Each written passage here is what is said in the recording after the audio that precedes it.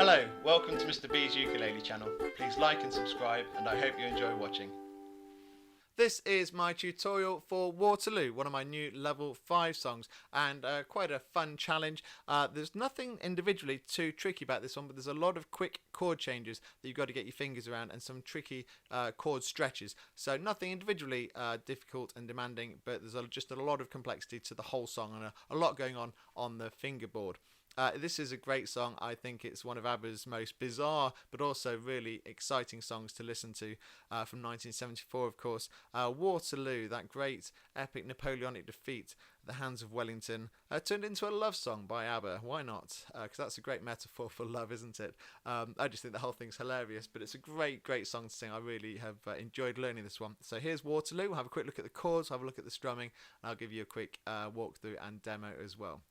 Okay, let's get into it.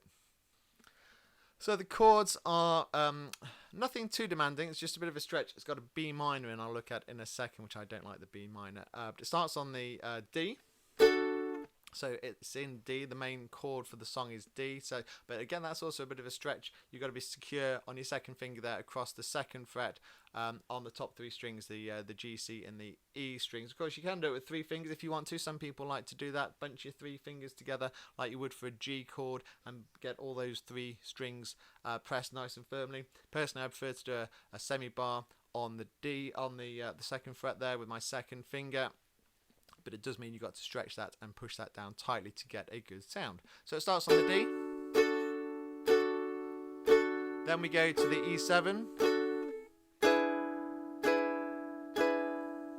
One of my favourite chords, the E7. It's a really nice sounding one, and it's quite a nice one to play as well. First finger on the first fret at the top there on the G string. Second and third finger on the second fret on the C and the A string there. Nice and easy on the E7. So we've got the D, the E7, then it goes to an A. Nice and easy. First and second finger on the first and second fret on the C and the G string. First finger on the C string, second finger on the G string there. So the A. And we've got a G. Just a normal G, so that's nice and easy. First, second, and third finger there. First and second on the second fret, third finger on the third fret. Nice and simple. And we've got the B minor, which I really don't like. And is your second finger, or first finger rather, your first finger on the second fret across the bottom 3 strings this time, the C, E and the A string. You've got to be really nice and tight. And then your third finger on the top string, on the G string, on the 4th fret there. And you've got to be able to switch that one quite quickly, so that's where the real challenge comes in, changing between the chords. So for the B minor, let me just find it in the music, we are on an A. So you've got to be able to go from an A to a B minor really quickly and securely, and it is fast when we do it, you'll see that. So just practice that A to the B minor. That's probably the biggest challenge of the piece. Oh, we've also got an A7. I forgot all about the A7. There's an A7 in there as well. It's a really nice easy chord. First finger on the first fret on the C string, A7. Okay, so those are the chords, and that chord change with the B minor from the A to the B minor. Just have a good practice of that and make sure you're comfortable with that. Okay, let's look at the strumming patterns. Now the strumming is really quite fast and furious, but it's relatively simple depending on how you look at it. It's one main pattern with a few varieties of it, and then basically we're splitting the pattern and we're specifying which parts of the pattern we play on different chords, and that's where the tricky part comes in. So the main pattern, if I play it on the D, it opens with down, down, up, down, up on the D 4 times. My mind at Waterloo. There we go. Nice and easy. Down, down, up, down, up. Can't get any easier than that in many ways, although it is quite fast. And then we've got a little bit of variety on that in terms of when we get to some nice long phrasing, we go from down, down, up, down, up to down, up, down, up, down, up, down, up, and that sort of combines together. So if I give you the first line of the chorus, Waterloo, I was defeated, you won the war. So that was down, down, up, down, up. But then I'm going to switch to down, up, down, up, down, up, down, up, just to sort of extend the phrasing there. I'll do that again. Waterloo, I was defeated, you won the war. Now, down, up, down, up, down, up, down, up. Second line, we don't do that. Waterloo, promise to love you forevermore. That just stays on the down, down, up, down, up. Third line, we do the same again. Waterloo, couldn't escape if I wanted to. Down, up, down, up, down, up, down, up. Waterloo, knowing my fate is to be with you.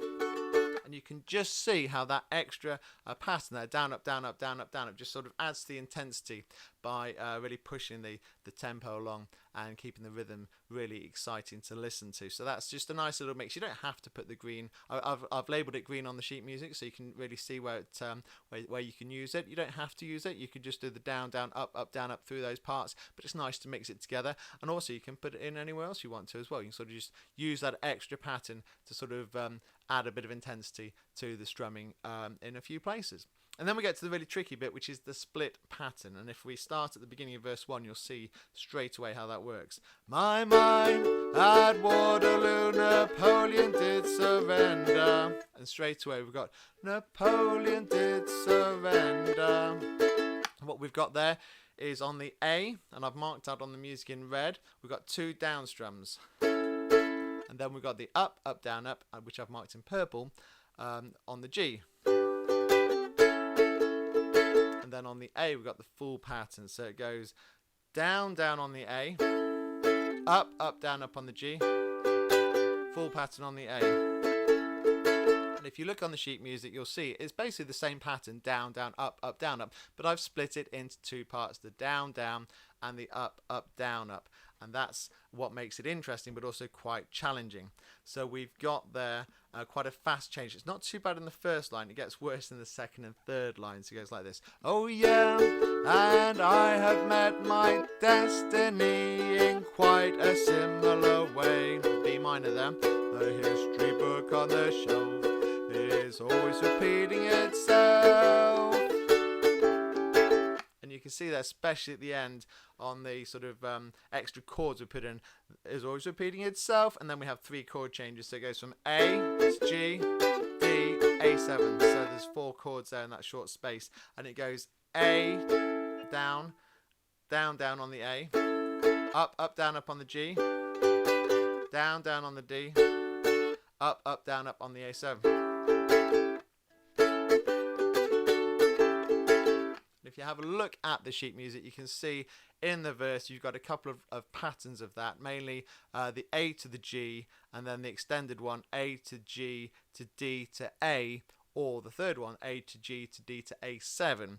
So there's 3 slightly different versions of that, and you really just need to practice those patterns there. They're the main difficult parts of the piece, just because it's quite fast chord changes, and you've got to be really linked up with your strumming and making sure you're changing chords on the right strums. So that's a bit of a challenge, but the chords themselves are not too difficult. So that's the strumming for you, and that's the main bit you'll need to get used to. So we've already done a bit of a walkthrough there. Let me give you a walkthrough and demo of the verse and chorus, and you can see how it all goes together, and then I'll give you a quick talk through the layout and a bit of a demo as well. So it starts on the D. Here we go. My E7 at Waterloo, A, Napoleon did surrender. Oh D, yeah, and E7, I have met my A, destined G, E in D, quite a similar way on the B minor. The history book on the shelf, E7, is always repeating it. Now we're going to go A, G, D, A7, self. Back to the D, Waterloo, I was defeated, you won the war. Change of pattern. Back to the main, A, Waterloo, promise to love you for D, evermore A.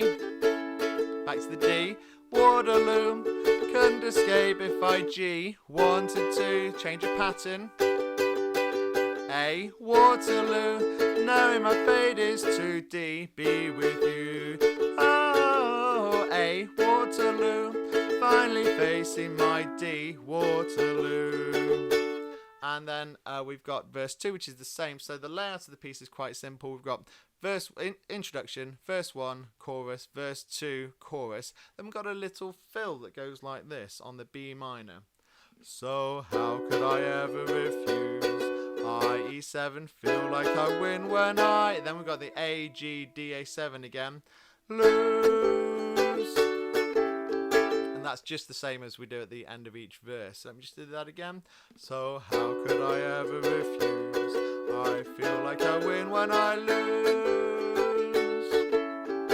And then we just go into the final chorus, which is an extended chorus, and I'll just give you that as a quick demo to finish on. So basically same as the earlier chorus with a couple of extra lines on the end, and we just slow down to finish. Here we go.